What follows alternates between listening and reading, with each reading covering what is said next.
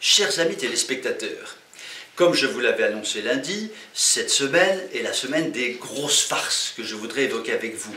Et celle d'aujourd'hui est particulièrement exceptionnelle. C'est la farce de la semaine, c'est le retour présumé de Sarkozy à la présidence de la République.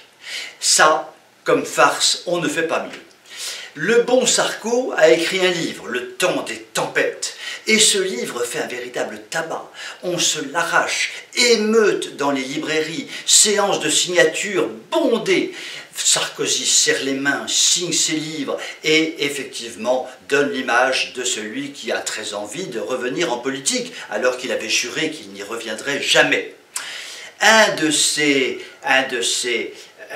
idolâtres, une personne qui manifestement a une passion pour l'homme, disait dans un tweet « Sarkozy a une pêche d'enfer, il pourrait être président de la République ».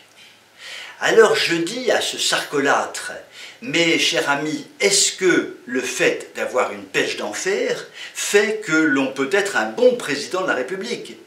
Eh bien, moi, mon cousin Kevin, sur les terrains de foot, a une pêche d'enfer, mais je ne souhaite pas du tout que Kevin, mon cousin, devienne président de la République.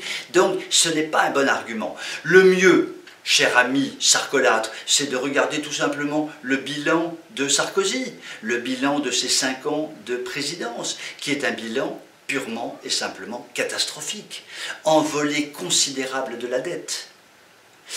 Immigration qui s'envole. Insécurité peu maîtrisée, déséducation nationale à un haut niveau. Il ne faut pas oublier quand même que c'est le ministre de Sarkozy, M. Châtel, qui a introduit l'obligation d'enseigner le gender à l'école. C'est Sarkozy, c'est son ministre. Le Moyen-Orient mis à feu et à sang par le couple infernal Sarkozy-Bernard-Henri Lévy. Je m'arrête là, je pourrais multiplier les exemples. Ça n'est pas parce qu'il a fait un statut d'auto-entrepreneur que l'on va réélire Sarkozy en 2022, tout de même.